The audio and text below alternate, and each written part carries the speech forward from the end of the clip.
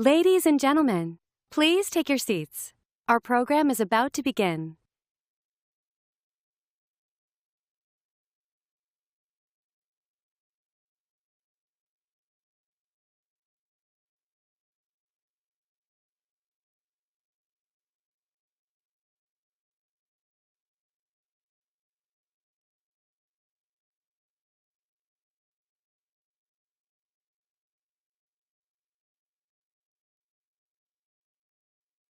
As a courtesy to our speakers and fellow attendees, we ask that you please silence your cell phones.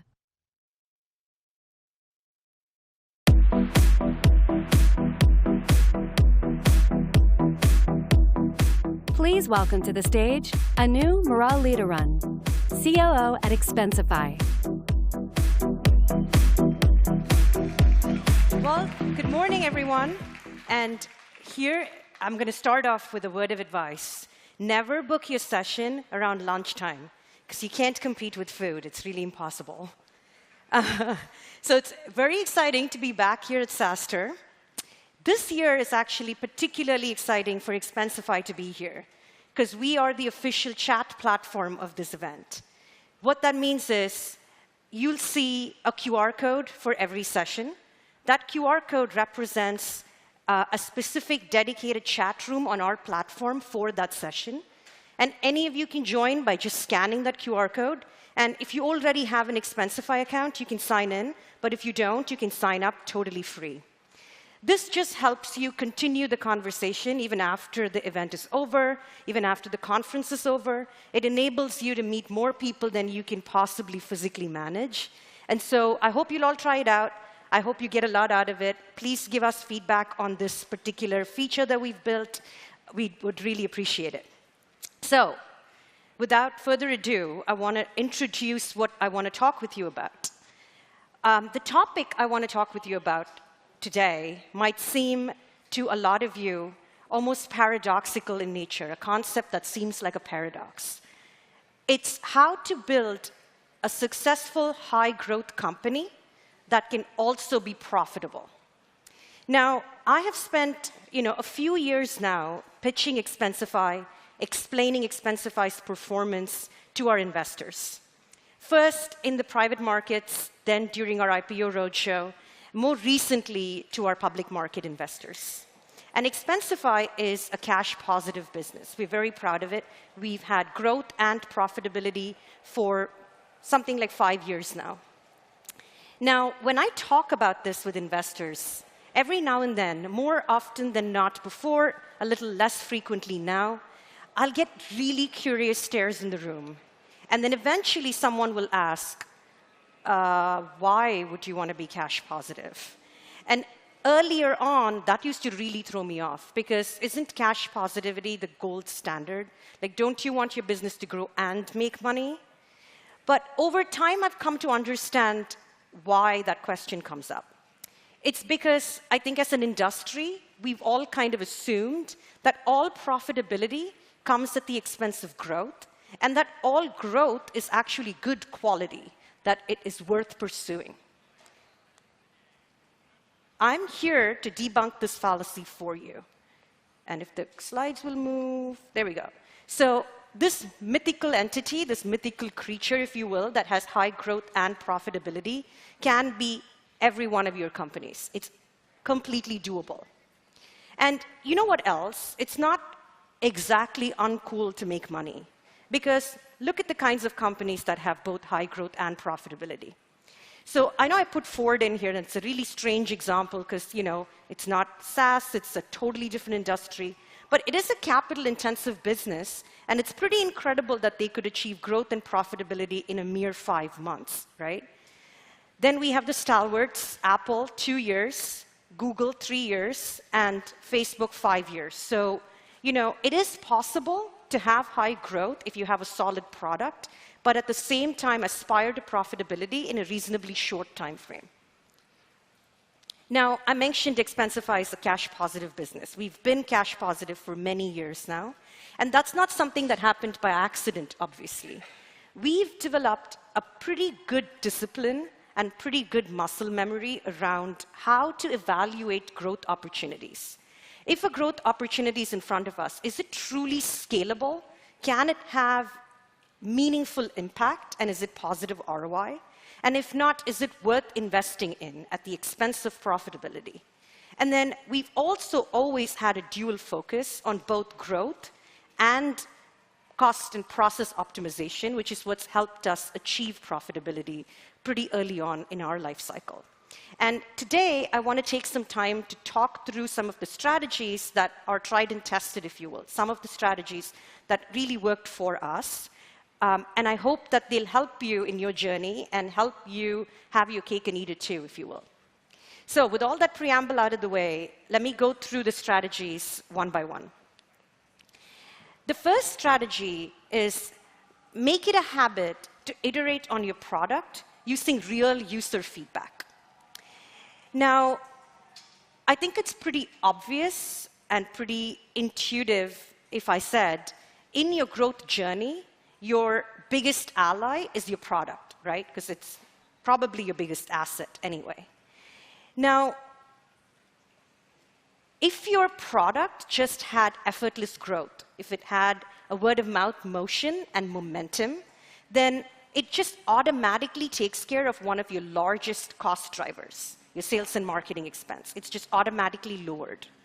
But for your product to have that kind of momentum, for it to have that kind of viral growth, if you will, it needs to have a pretty incredible product market fit.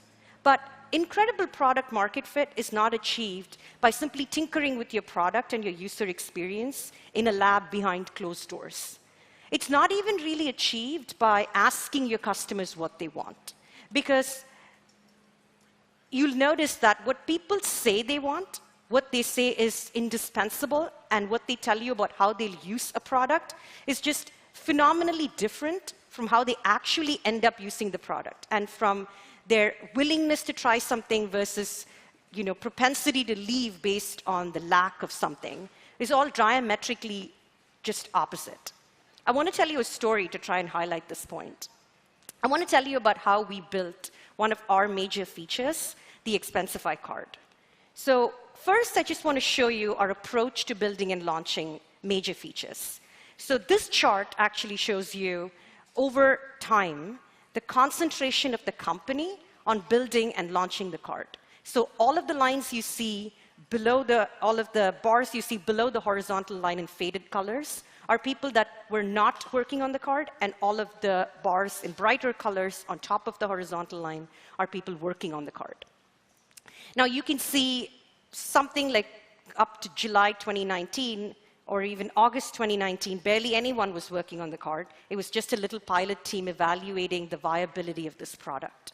Then, between August and December, more or less the entire company was working on it. And then after December, we launched it and had a core team sort of manage that launch, gather feedback, and set the direction on how to continue iterating on this product. This is, in general, our approach to launching new features. We assemble a sprint team, we go as fast as we possibly can so that we can get something in users' hands, because their very real day-to-day usage will teach you a whole lot. And it actually gives you better direction in terms of what's going to really resonate with your audience. Now, I want to tell you a specific example, a specific challenge. So we launched this thing from start to finish in 5 months, and that was cool. But we couldn't figure out a key challenge in that small time frame. We couldn't figure out how to support all of those customers on 30-day balances on the card.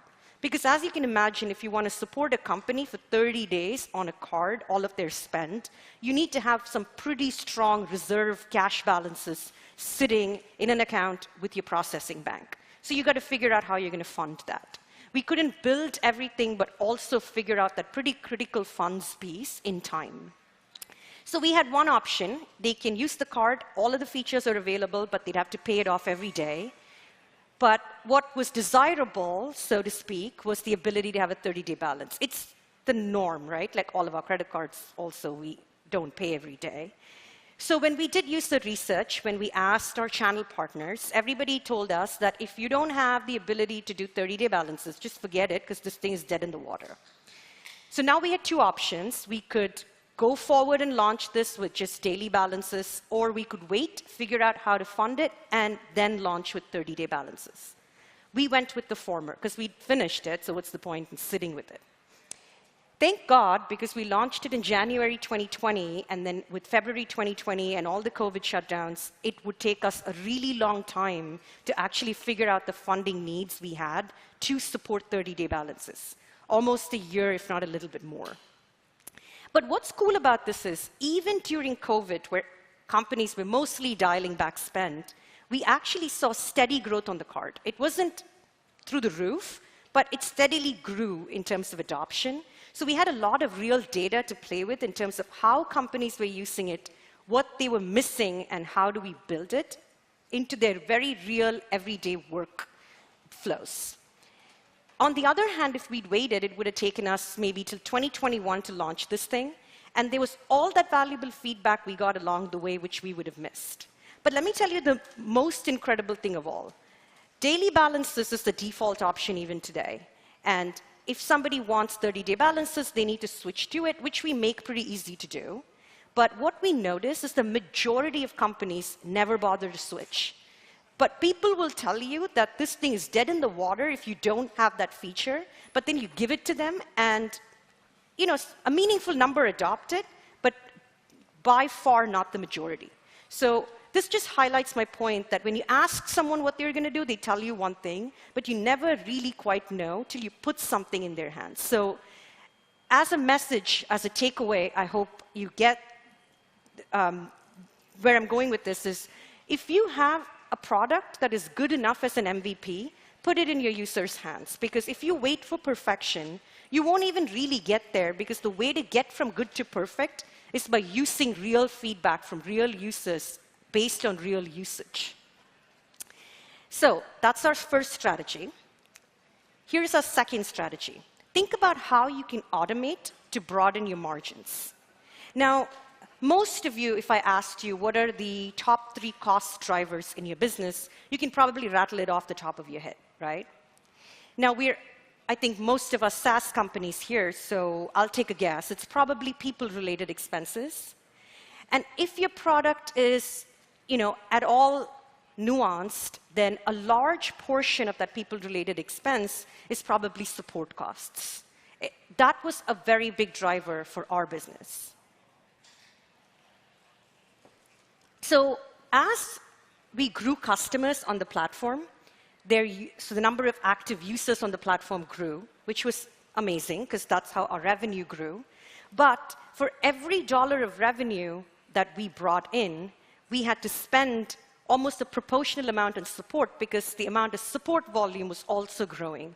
And the only way to stay ahead of that support volume was to keep hiring into the support team. So you can see on this slide, on the left-hand side, the pre-automation kind of trajectory of revenue and support costs. What was frustrating about this was, for every dollar in revenue that we generated, we are spending a comparable amount on support. So what's left behind goes towards funding all of our other fixed costs, and profitability was like just ahead of us, and we could never quite catch up with it. And that was really frustrating, because that's what we were trying to do. So we decided to automate this line item, and we used AI to do it. Not revolutionary at all, everybody does. But the way in which we used AI to automate our support processes is a little bit different from the majority of the market. And I'll tell you how. Most people automate support using natural language processing. So they try to guess at what the customer is asking and send them to helpful, help articles in the hope that they'll self-service. And anybody that is still not self-serviced, if you will go to a live agent. Now, this helps because up to a point, you'll be able to take a % of support volume and you'll be able to send it to self-service. But what remains will still grow proportional with your usage. So long as what remains is material and is still growing proportional to your usage, you'll still never get quite ahead of it. And that's the challenge with it. The way we automated our support processes was, again, to use AI, we used natural language processing, but we used it not just to guess at what the customer is asking, but also to guess at the complexity of their question. And then we created these 3 tiers, if you will. The simplest tier, where an answer is nothing but a multiple choice question. The mid-tier, where the question is very simple, and you'd have to write a response, but it's so simple that you don't require deep product knowledge to do it. And then the 3rd tier, which was really where we'd already been staffing most of our support agents, was to actually troubleshoot, get into the customer's account, work with them to figure out what the problem was. What we noticed was a huge percentage of questions that people are asking, and this probably isn't even insightful, it's probably very intuitive. A huge percentage of what customers are asking actually is very simple, or mid-level simple. It's not super complex. So all of it went to the lower tiers, and what remained went to the higher tier. But since we were already staffed up there for all of the volume to start with, we never needed to increase that team size ever again. And then we took the lower tiers that are super simple and staffed them with people that really don't need the level of skill that we were staffing to begin with. So we were able to dramatically decrease the costs we spent on those people because our demands of them were also very, very low. As a result, we were able to change the trajectory of our support cost spend, and I think that is key. So you'll see on the chart on the right, it actually changes in terms of its slope. So it still grows, but it doesn't grow with revenue. And the fact that it doesn't grow with revenue means that every additional dollar of revenue that you make now has a higher chance of going to your bottom line. So finally, we were able to use this strategy to get to profitability. So the takeaway here is not all of your large cost drivers are made equal. You need to identify a material costs in your books that is going or trending in lockstep with your revenue, and you need to disassociate them in order to see a broadening of margins. And you need to attack that line item in a way that you can change its trajectory, and that's the key to success. So that's strategy 2. Moving on to strategy 3, how can you use outsourcing not for cost savings, but for flexibility, which in turn is going to help you optimize your business for costs. Now, let's stick with the theme, people costs. It's a big, not just in terms of the actual dollar amount, but in terms of the amount of time you spend in keeping up morale, in keeping up performance, so on and so forth. So when you increase your team size, you always have to think about all of those costs because they will all multiply together. Sometimes it may be a better strategy to use an outsourced team. And certain attributes lend themselves to outsourcing more than others. So again, let me tell you a story of how we did it. Pre-COVID, we had so much word-of-mouth growth that we had an internal sales team, but we never really invested a whole lot in scaling them out. And we never really thought about scaling them out before COVID. Now, after COVID, the world is a little different, and late 2021, we thought to ourselves, maybe we could play with the sales motion a little bit more, and maybe that can help us sort of bridge some of the gap in terms of the volume of leads we're seeing post-pandemic. So we wanted to build a team of, cold callers, so an SDR team, and then we also wanted to build a team of what we call onboarding specialists, who can work one-on-one with the incoming leads so we can convert them at a higher percentage and faster. But here's the challenge. We didn't know if any of this would actually work, and we particularly didn't know if any of this would be viable for us because our unit economics are a little challenging because we, at least from an acquisition perspective, very much target a small business. So if you have cold callers and you're paying them even the most optimal rate, it's sort of, the cost of sale kind of gets ahead of you. So a lot of question marks. But here's the thing about these two jobs. They are highly repeatable. They're very trainable. And once trained, the training doesn't need to change all that much because your product isn't changing day in and day out. Because of these two attributes of this particular need, we decided to lean on outsourcing rather than hiring a full-time team. For 1.5 years or so, we tried this. We learned a lot. We were able to dial the team sizes up and down based on cyclicality, time zone. We were able to sort of explore offshoring to save on some costs.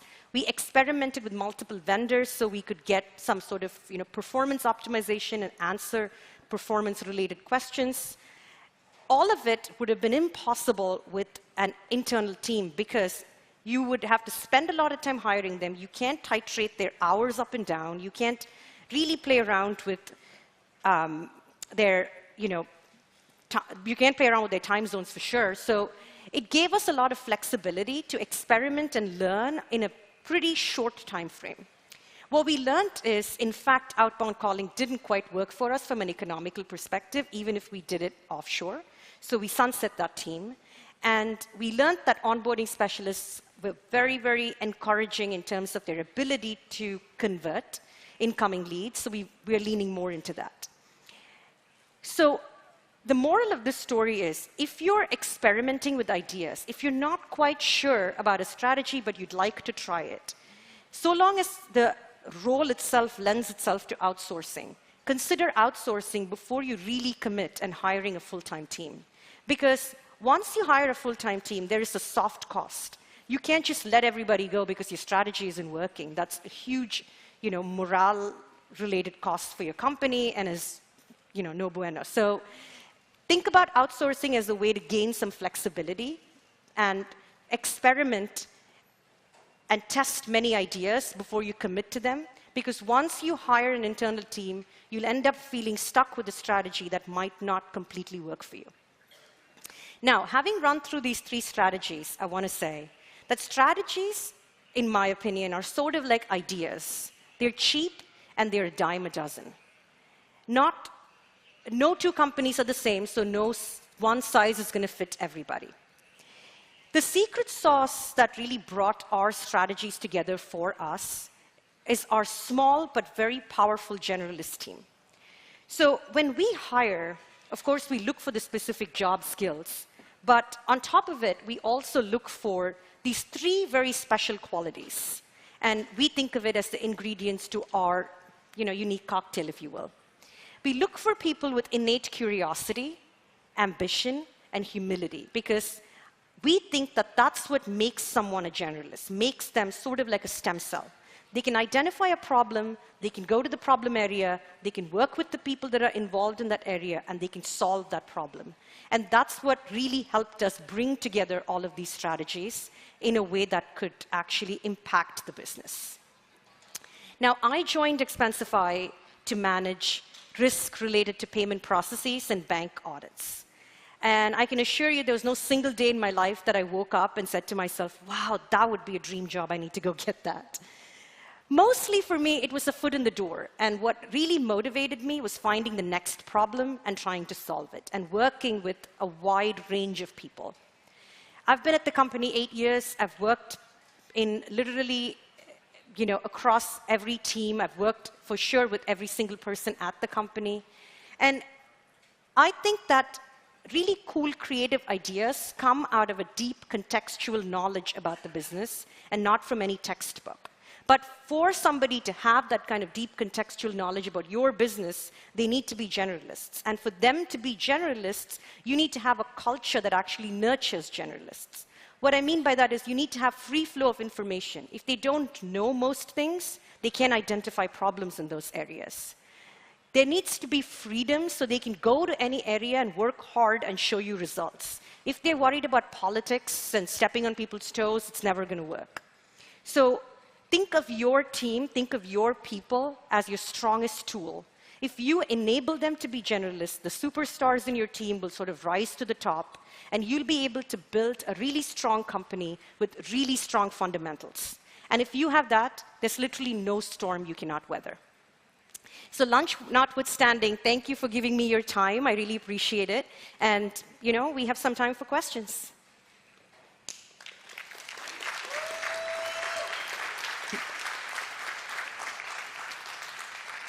And I'll, keep, I can't go back, but there was a, never mind. Hello. Hi. Hi, good to meet you. Thank you for the great talk. My name is Guilherme. I'm CEO of Expresso. We are an expense management solution like Expensify, but focused on Brazil. Okay. And my question is what you said earlier about, we follow the same steps Expensify. We first launched the SaaS platform and then a credit card. Yeah. And everybody loves the idea, but the adoption rate is way lower than we thought it would be. So how you guys solve that problem? It is customer marketing, it is inner, push notifications. How are you guys solving that problem to convert the base to use this new product? Great question. So I don't know about you guys, but for us, the corporate card is just an aspect of our platform. It's sort of like a feature. In the same way that we wouldn't push someone to adopt, in-app payments if they didn't want it or need it, we wouldn't push anybody to adopt the card either. So we want the card to grow because it makes us money, but more importantly, we want a sticky customer that is paying us, subscription revenue because it's really, really predictable, and we want to solve their pain points. So the way we approach it is we kind of look at what pain point this feature solves, and then try to identify what customer it will speak to, and then we try to have all our marketing language kind of talk to the pain points so that people identify with it and then come to your product. Because a user isn't looking to adopt a card, they're looking to solve a problem. So if you're talking to them in their language of problems, then they're likely to look at your feature as their solution. So I don't know if that helps, but that's really our approach. Perfect, thank you.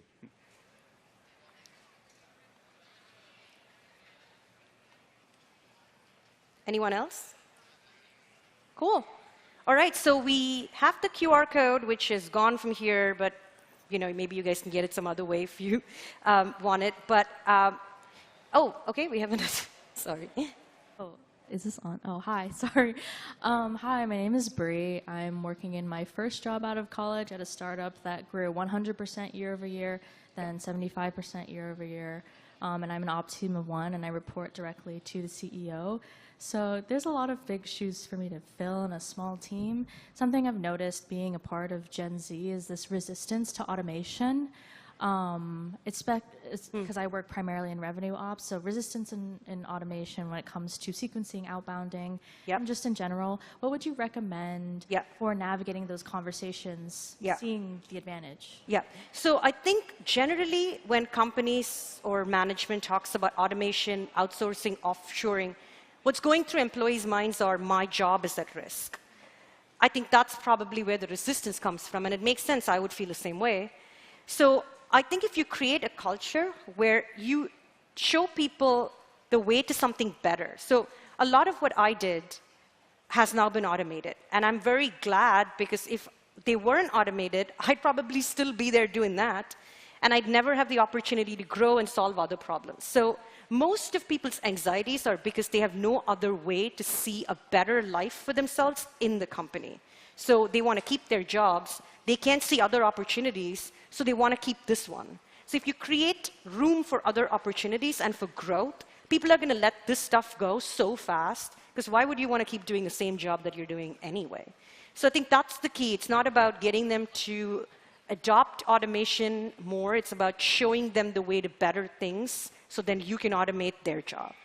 Yeah, thank you. And actually, it's for us, it's like the employees are really like grabbing onto it, while it's actually executive leadership that has more resistance to that. So I don't know if you have any additional feedback. So you're saying your leadership is resisting it? Yes. Okay. Maybe they don't believe it'll work. So maybe try, I mean, maybe it's kind of scary to do a lot of work to jump into automation. Maybe it doesn't even work. So we take a little bit more of a test and iterate approach. So don't do too much. Do a little bit, test it out, see if it works, because then you get excited about doing more. That may be a solution. Thank you. Hi. Hi. So my question is in terms of org structure. As your COO, as we're approaching 20 million ARR and growing beyond that, right now the way we're structuring the org is CFO with a VP of Ops.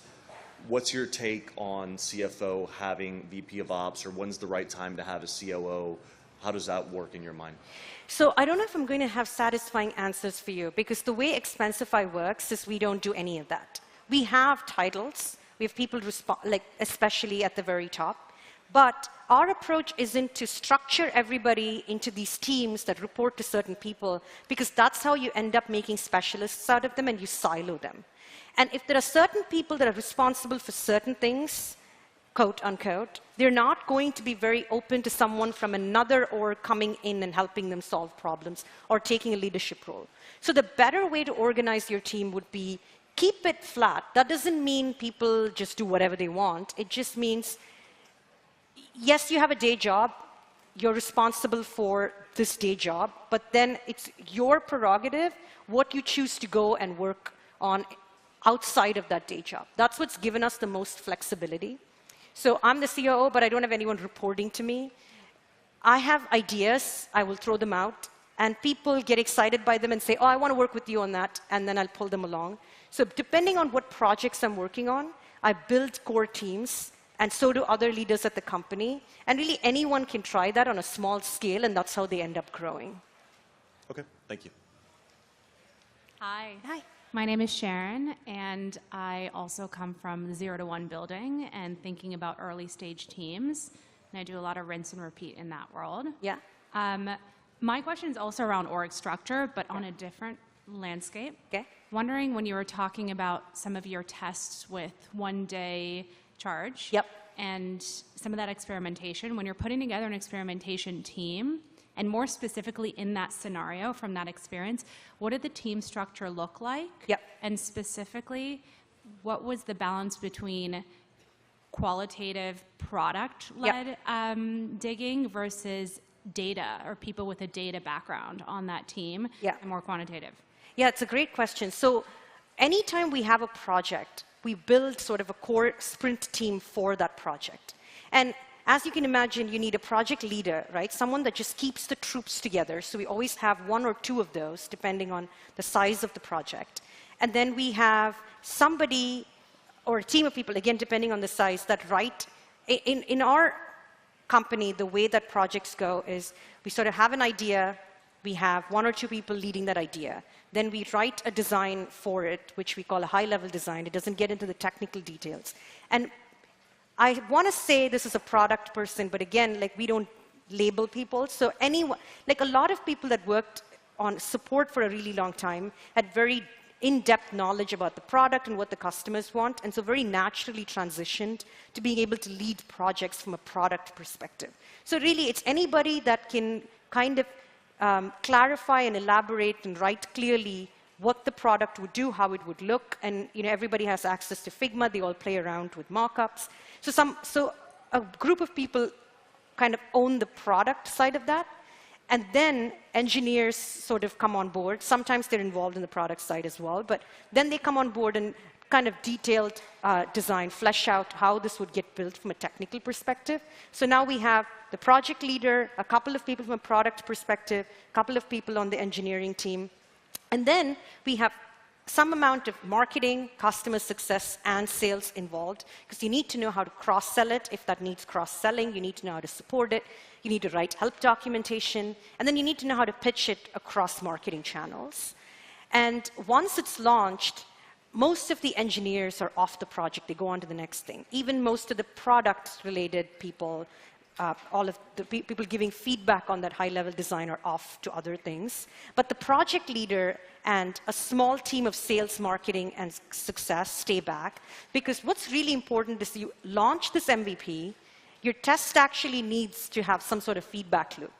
That's really where we bring data, but even when we write the high-level design, we write down exactly what data we're looking for, how to query it, how to get it, what frequency, how to put it in front of people, and then we have the team that remains after the MVP sort of execute on that. So we are looking at feedback, understanding trends, and when we iterate on this design, that we're using that very real feedback to do it and not just guessing at it. Thank you for asking. Awesome. So while I was doing that, we got the QR code back on. So if anybody thinks of questions after, if you want to just say hello, please feel free. This is the chat room in which I'll be. Thank you again for your time. Have a great conference.